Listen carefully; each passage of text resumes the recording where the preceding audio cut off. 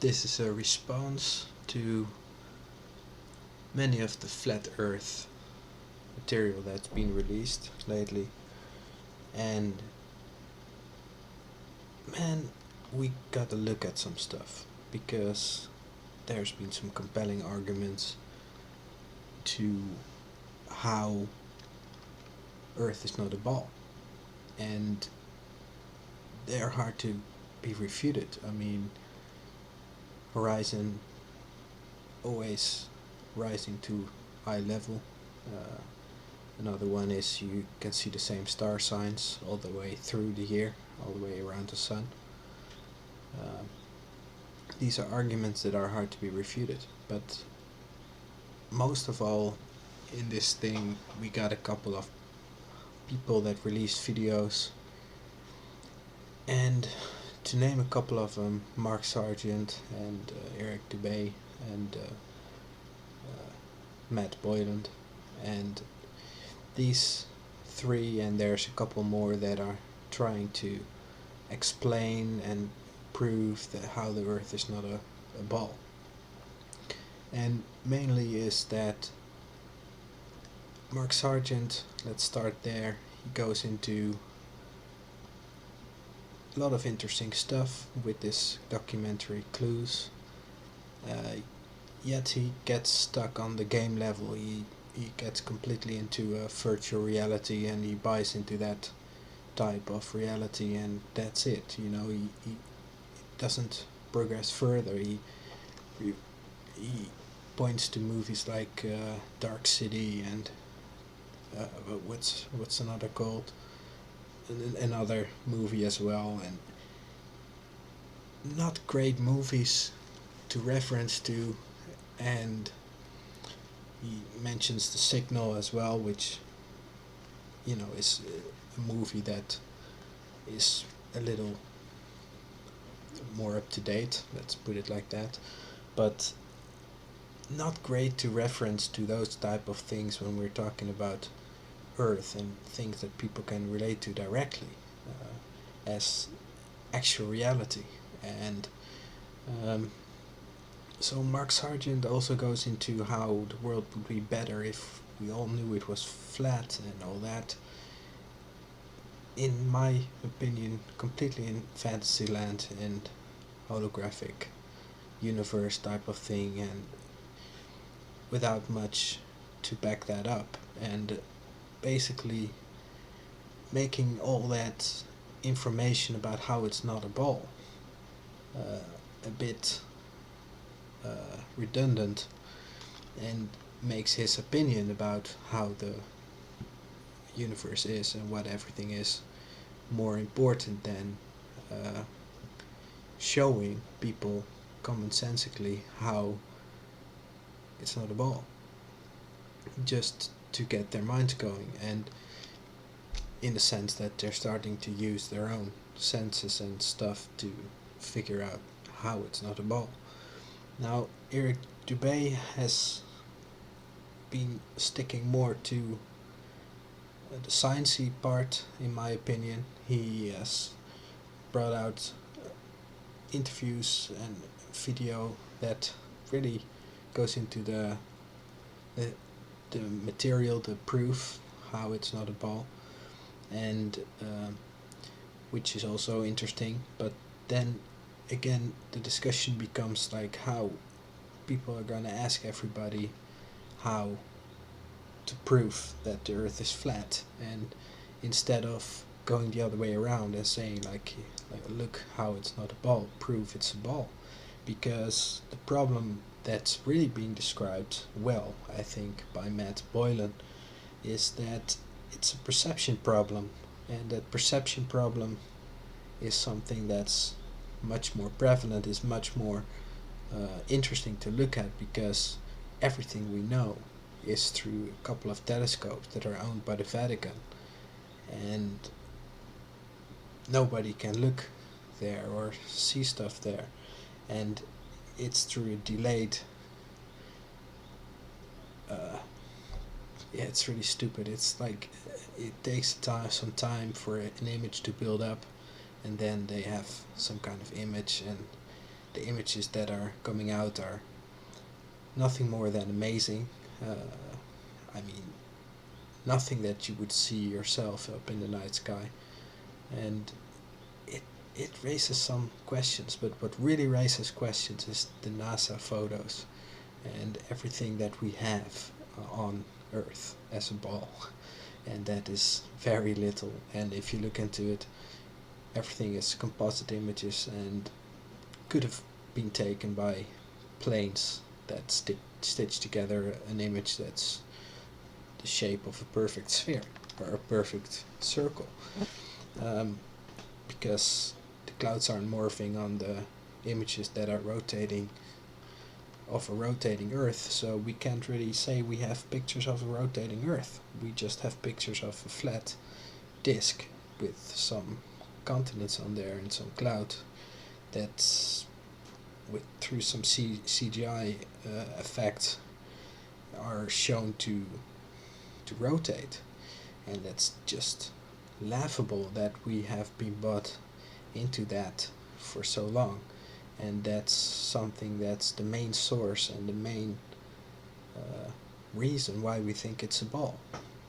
And that's a question that's has to be asked by everyone for themselves, like, how does that image that we have and the imagery that we perceive, how does that contribute to our worldview, and how much can we trust those sources? And it turns out, if you really look into it, that not a hell of a lot. And there's been a lot of documentaries about the moon landing and how those pictures can never be taken without third-party light sources, and since they didn't have those with them on their tiny moonlander that's been landing on the moon supposedly for all those Apollo missions, we can't really say that we have images from the moon. I mean, they can be easily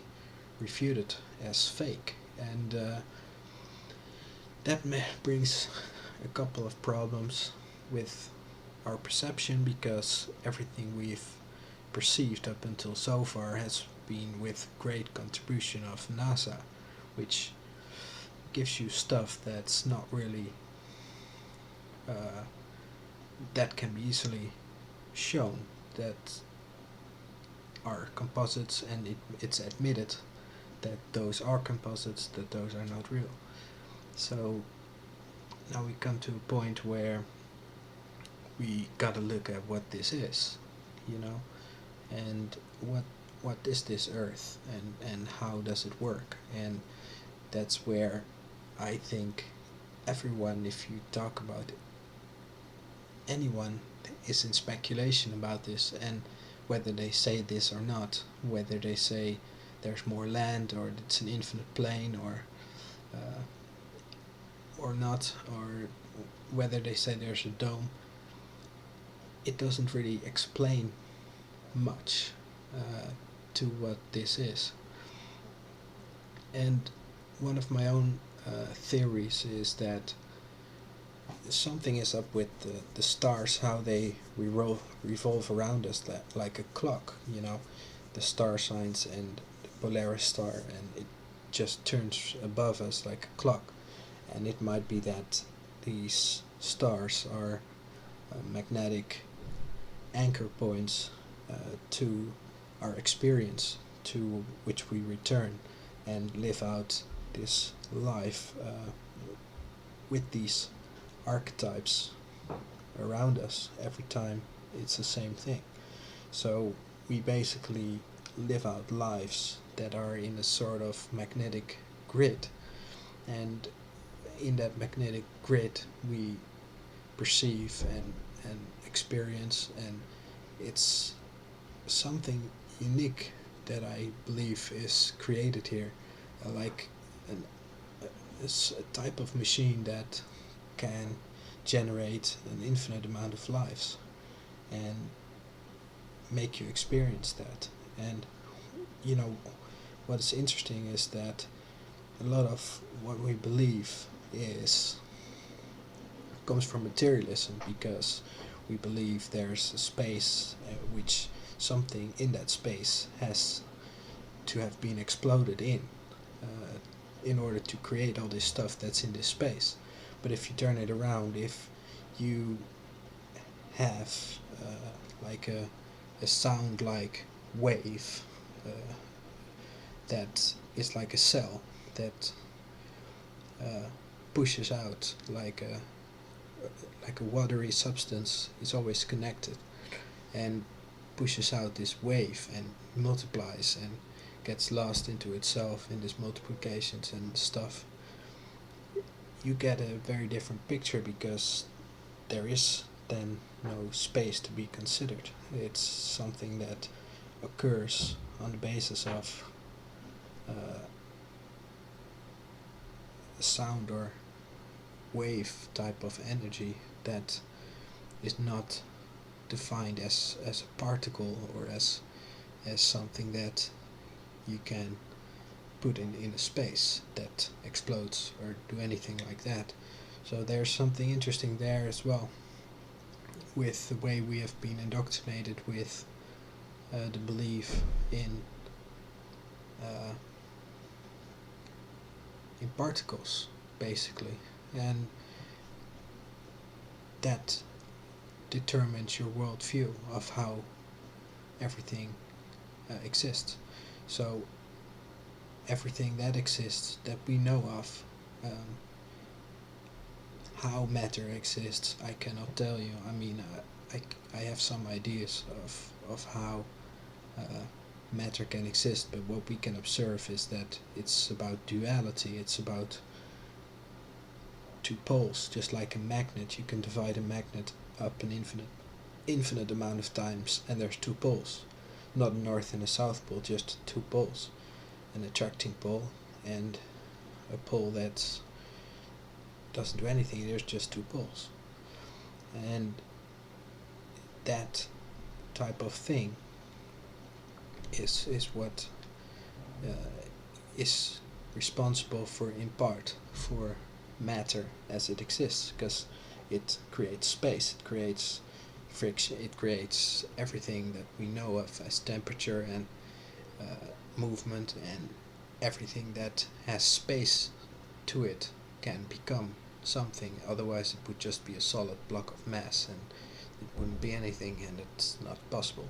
So in a sense, what we really see is magnetism, electromagnetism, and that energy has to be thoroughly researched, because right now, if you look at videos and stuff about that, it's very poorly explained, and always from a certain point of reference, and not really explained. Just like gravity isn't really explained, it's just theorized how it exists, and not thoroughly researched to how a bigger object attracts smaller objects. It's just assumed, as it's explained by Einstein's theory, one of the key pillar stones of science, one of the most referred to names in science. And what if that is wrong? And it's just a theory, see, and it's not something that is fact. And that's where the whole science thing becomes a bit eerie, because it's taken as fact, while where it is not. And a lot of that stuff, what we talk about here, it's all it's not scientifically proven, except for a picture that the Earth is round, and that's it. That's all you get, is one picture for all that time, since 79, or I don't know, even before that, 69. I don't know the exact dates, but or how long that picture exists. You can look it up. It's very easy, and it's very openly admitted how old those pictures are, and that we have never gotten any real new footage. So it's very interesting to look into and to see how it's easy to be deceived. And there's no surprise there. And it's a shame to see that a lot of the speakers for this subject diverge so much, not so much in the fact whether it's a ball or not, because that's ball skeptics is pretty clear, but they diverge very much in how this actually exists. And I might be another one that tells you something, and I'm not saying to believe it, but at least to establish for yourself, like, what could this be, and how does it actually work? Because if you don't have anything for yourself that you develop, then how would you compare it to others? The only thing you can do then is copy it from others, because that's the way that uh, that the only way you can explain it is because someone tells you it in a certain way. So there's many explanations. I would definitely advise to actually look into this for once in your life. Try and take this serious, this subject, and look into it, because there's definitely something up with this. And mainly what no one really goes into too much is that, uh, going back to George Carlin, is that you are owned. You know, all the land is owned.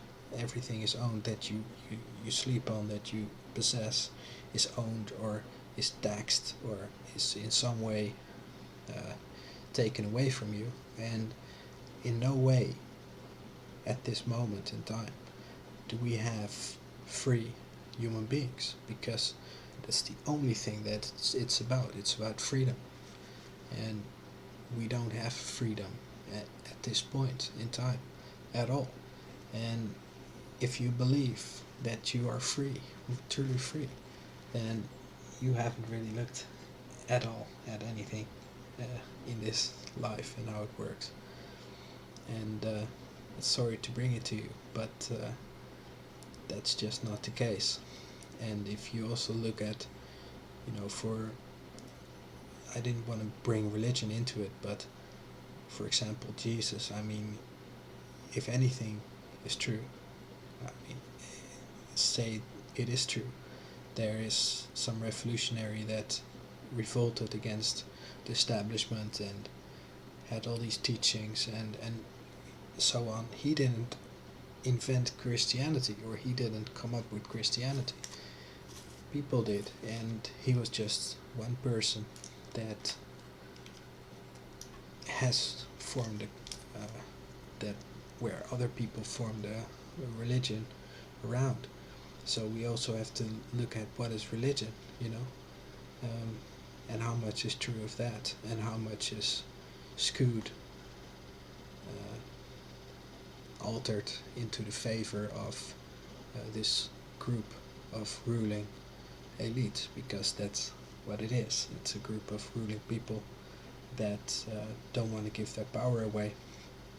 And the way we can get some back is by informing each other and looking out for this kind of deception that is clearly going on with NASA and the Vatican and all that. So, for those that haven't really looked into any of the flat Earth stuff, at least look into the Vatican and how everything is related to religion, or an established order that has the control, and where you eventually get your perception from. So whether it's from your own upbringing or from science or from however you want to put it, it's always your perception is completely controlled. And that's something to think about, because perception is something that should be of your own. It should be your own common sense, your own view. Even if you read certain views and certain dogmas, doesn't mean that you have to adhere to those views, and you can make up your own mind. Now, one thing I want to talk about very shortly is the fact that many of the flat earth movement claim there's more land, and the fact is we have no idea. There might be more land, there might not be, um, but the crunch here is that you don't have the freedom to actually look for yourself, and that's a point that you can pick up easily. So at least you can admit that you don't have the freedom to do so, and uh, what is being hidden, it's at least something. I mean, they won't just do this uh, cover up, which is done poorly. I mean, it's like they want you to figure it out. It's like it's done so bad that it's strange that this hasn't been picked up before. It's like it has to be done, or it has to be done so bad that you won't look at it a second time. It's too boring, or there's nothing to see, or it's not interesting enough. I mean, I don't know how that actually works, but if you really look into it, I mean, we're just being fooled with some dolls in a puppet house. It's just completely off the hook, and it's not even that the lies are in plain sight. It's not even something that is complicated to figure out, or to see, or to observe.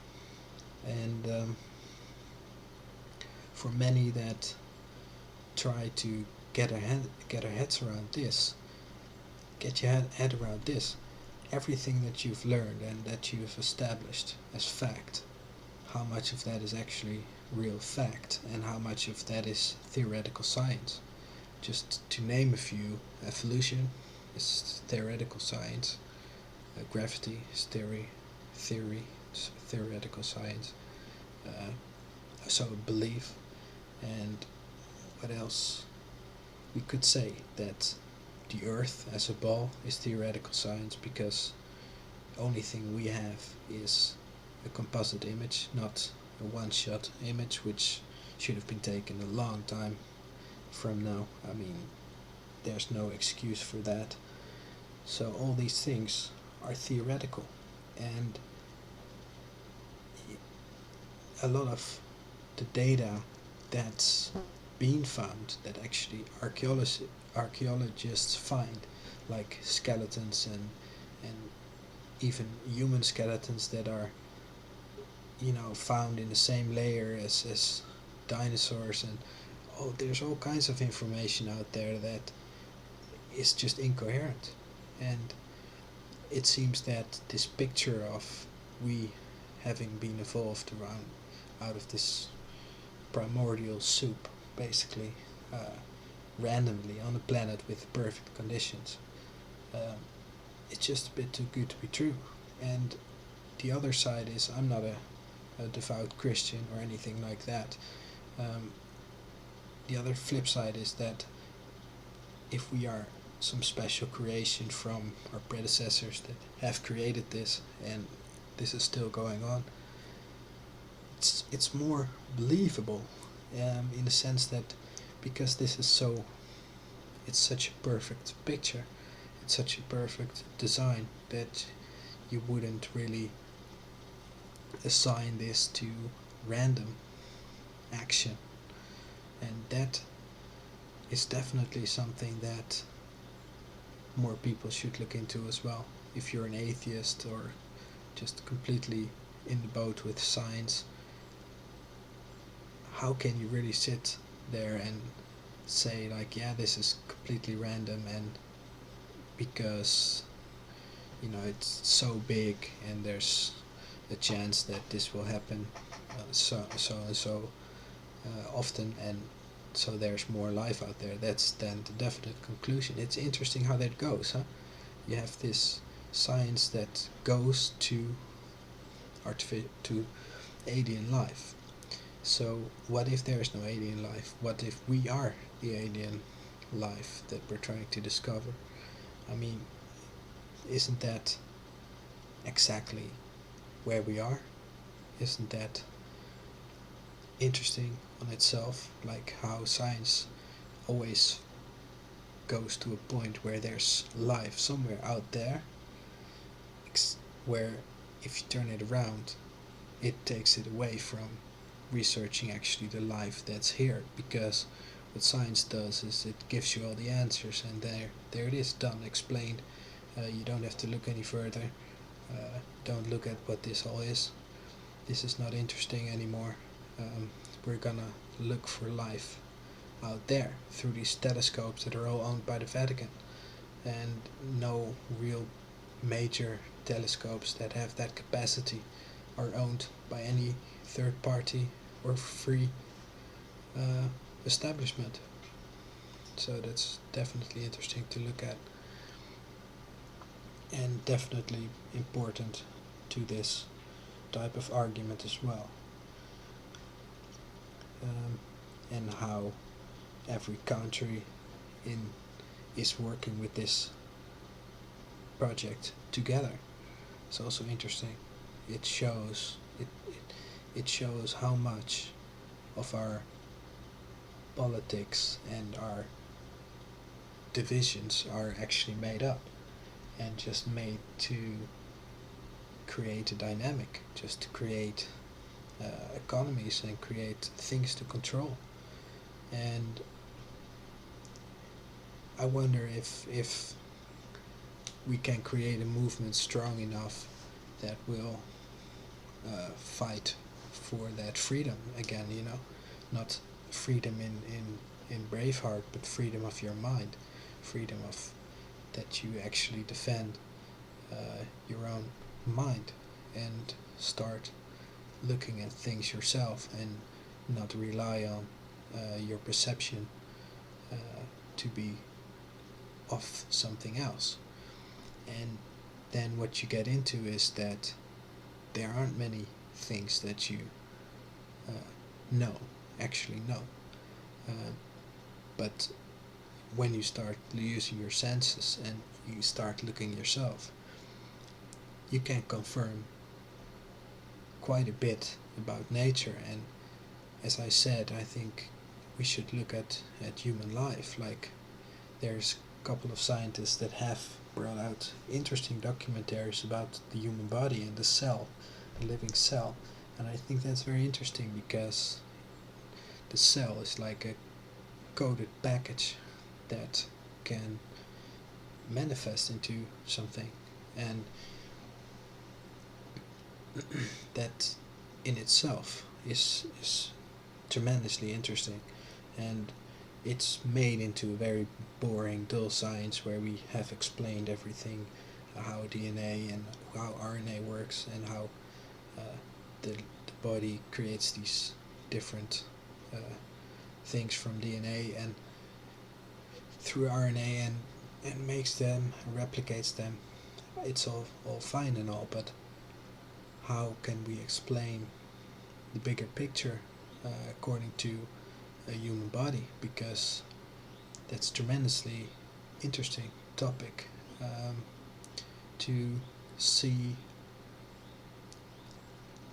how, if we look at the stars, for example, our brain cells have these data centers basically in your short memory that transmit data to each other. What if the stars work in a similar way? What if what we're looking at is actually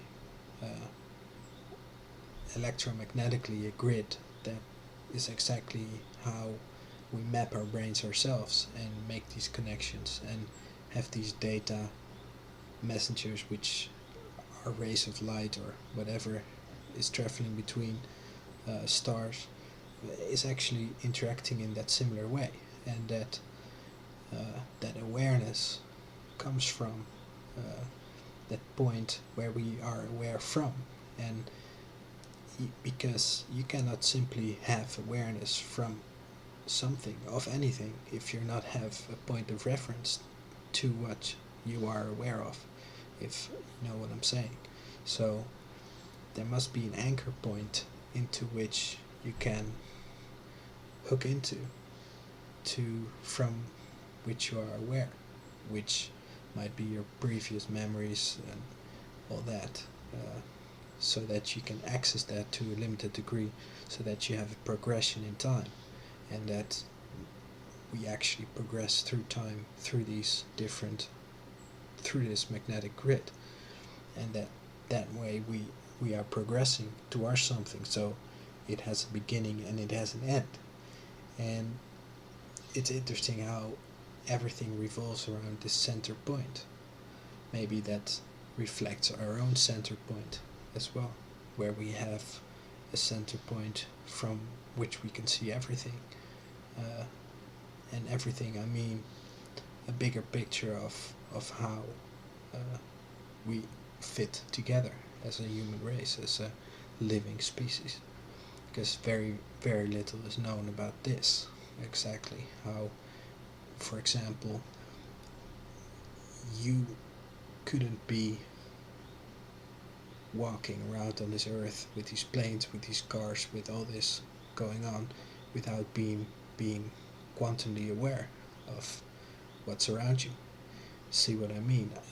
There's no way you are some reactive system that can just, without being connected on a fundamental level, uh, can react in this way, and behave in this way. So there's something for you to think about as well. Um, so where was I? Yeah. So what I want to talk about really is that progression through time. How when Blavatsky and all those teachers that the mystery religions believe in, let me make that distinction really clear. David Icke, Jordan Maxwell, um, Michael Tsarian, um, all these people, they hook into the mystery religions. They go into the symbolism, and David Icke goes into channelings of a group called the Guys, and it's all kind of stuff that has to do with the mystery religions and what they believe and how they uh, operate, and how the Celtic druids and how they set up a magnetic grid around the Earth with the moon as the magnetic key, and how that all fits together. They all go with the mystery religion, and they are part of this very much. But what I want to talk about is that the great plan or anything like that, um, it isn't through, see, because there's like a fundamental difference in believing that there's some special human that will appear, that uh, creates this special event and all this. That's a, that's a different way of looking at things, and uh, a special event that a special human being will reappear like Jesus or something like that. Um, you can also see it as David Icke does, as a consciousness that appears in everyone and evolves in everyone, and that buys also into the mystery religions, as into how the human being evolved from a monkey, from there to some special human being that reached its purpose. That's the great plan. That's what all these humanists believe, really, is that through evolution that we become aware, or we go into some other dimension, or there's all kinds of stuff floating around the internet. It's basically the new age, all based on Sitchin, another one, same, also going into the mystery religions, all creating this kind of plan for humankind that um, that humans evolve into some through either consciously or physically even evolve into some better human being, in some ultimate human being. So that's what's being steered on that. You can also say that if you leave that aside, you can also see that this might be something that you become aware of afterwards, and there might not be anything that has to do with evolving into some greater being or into some great event or some anything like that. It might simply be that we are here, and uh, uh, that we are is not something that's becoming something else, but the fact that we are here already, and how special that is exactly. And you don't have to evolve to anything else, um, because if the, just to intersect something here, we don't have much record of the human being except for written text, and pictures don't go that far back. But it might be that we're just reliving the same things over and over again in different settings, maybe. Um, and in some way, uh, we have evolved, but in a lot of ways we haven't really. We haven't really progressed that much. And many might say, like, oh, and what about technology, and what about, look, there have been artifacts found which are shoved under the rug, shoved under the carpet, that have great technological advancement, and they are hundreds of thousands of years old. I'm talking about astronomical devices, to locks, to temples that have been built. Easily, some of these things might have been fabricated as well to promote human evolution. But on the other hand, you could say that this might have been gone on many times over as well, not really retaining or like we don't really get anything really new. We just uh, reorganize, and see something that, well, in some ways new to us in that era. It's difficult to get my head around this as well, because evolution and how the human beings evolved from primitive to more evolved is ingrained. It's hammered in. It's like something that's irrefutable, and that's why I press this point as much as I do, because that's why I think it's a lie as well, and why I think it's being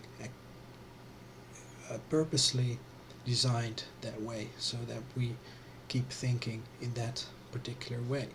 But if we really look at a human being spiritually, like as a mind, as a functioning conscious human being, we haven't really evolved that much. And these technologies, we don't understand them. They are just being developed by groups and individuals, and they come from a place where this type of thinking is very much prevalent, is in that we have to develop something further away from. And if you also look at it, we have a world where like 50% is not even on electricity, or it's a crazy number how people are not even fed, and we are going to space with some multi-billion uh, multi-billion-dollar project, and that's what we do. Um, it's strange how that is what we do, and not figure out this actual living. It's it's like the actual living part and the human being is not acknowledged. It's not good enough. It's not never um, something that is good enough on itself to exist, and it's like it's not granted existence or existence yet. It's not granted this as a primal right, and it always has to develop towards something else. From your youngest years, you have to develop into something greater, something better. You have to push for certain boundaries, and all within a system that promotes and controls this development, quote unquote.